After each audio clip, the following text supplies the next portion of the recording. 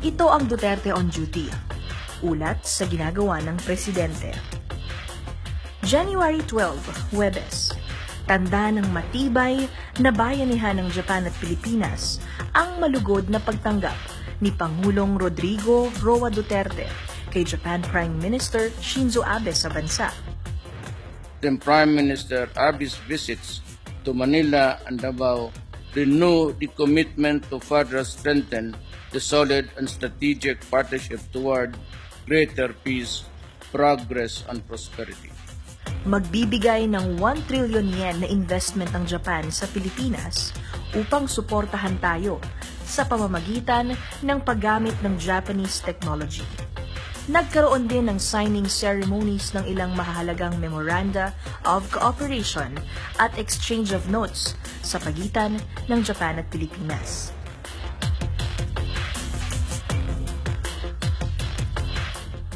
January 13, Biyernes.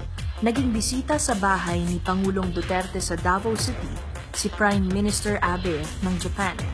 Ipinakita ng Pangulo sa kanyang simpleng tahanan ang kanyang kama at paboritong kulambo. Nag-almusal sila ng biko, suman at kutsinta. Humarap din sila sa mga negosyanteng Japanese at Filipino sa Davao City para sa ugnayang pangkalakalan. Tinalakay ang mga oportunidad para maging mas matatag ang economic relations ng dalawang bansa. January 14, Sabado, pinangunahan ng Pangulo ang panunumpa ng bagong officers at Board of Trustees ng Davao City Chamber of Commerce and Industry Incorporated. Hangad ng Pangulo na lalong tumatag ang diwa ng bayanihan sa mga negosyo sa Pilipinas. January 15, Linggo, opisyal na inilunsad sa Davao City ang pagiging host country ng Pilipinas sa ika-50 taon ng Association of Southeast Asian Nations o ASEAN. Sinabi ng Pangulo na isa itong magandang pagkakataon upang lumawak pa ang kooperasyon ng Pilipinas sa 10 miyembro ng ASEAN. Now, more than ever, it is our spirit of bayanihan that has helped define us as a responsible leader of our region during this crucial time. January 16, Lunes, nakiramay si President Rodrigo Roa Duterte sa pamilya ni Captain Clinton Capio, isang militar na namatay sa isang engkwentro laban sa Abu Sayyaf Group sa Kabkaban Sumisip Basilan noong Huwebes, January 12. Palaging nasa likod ang Pangulo ng mga sundalo at hindi papayag na matinag ng trahedya ang bayanihan sa hanay ng mga nagsusulong ng kapayapaan sa bansa. January 17, Martes. Sa farewell call ni outgoing Ambassador of Egypt to the Philippines na si Mahmoud Mostafa Ahmed Mohamed, nagpasalamat ang Pangulo sa matatag na bayanihan ng Egypt at Pilipinas. Nakipagpulong din ang Pangulo sa CELDA, isang organisasyong nagsisilbing bayanihan ng ex-detainees.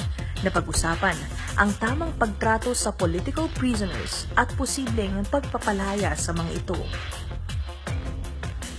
At para patuloy pang maitaguyod ang bayanihan sa pagitan ng China at Pilipinas, nakipagpulong din ang Pangulo kay Vice Foreign Minister Liu Zhenmin ng Ministry of Foreign Affairs of China, kasamang ilan pang opisyal ng China at Pilipinas. Dakilang bayanihan naman ang namayani sa pagitan ng Pangulo at ng mga higanteng negosyante sa bansa. Hiniling sa kanila ng Pangulo na maglaan ng pondo sa mga negosyo para sa mga lugar na may gulo para magkaroon ng trabaho at katahimikan.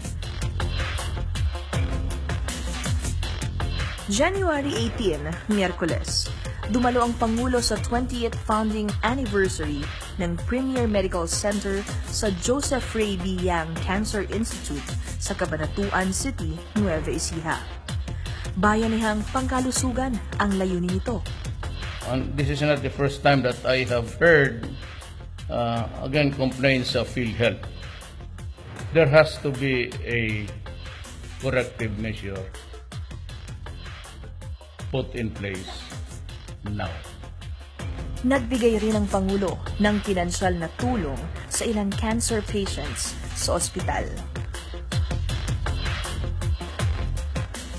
January 19, Huwebes, pinangunahan ng Pangulo ang oath-taking ng 75 police generals na nakakuha ng Star Rank promotion. Ipinaalala ng Pangulo na kailangan ng bayanihan sa hanay ng pulisya upang masugpo ang iligal na droga. Pagkatapos nito, nagkaroon ng magkakasunod na pakikipagpulong ang Pangulo sa mga grupo mula sa iba't ibang sektor ng lipunan, kabilang na ang Human Rights Victim Claims Board o HRVCB, ang mga chairperson ng National Youth Commission at ng Film Development Council of the Philippines, at isang joint meeting kasama muli ang HRVCB at ang CELDA. Ito ang Duterte on Duty. Abangan sa susunod na linggo ang mga gagawin ng Pangulo.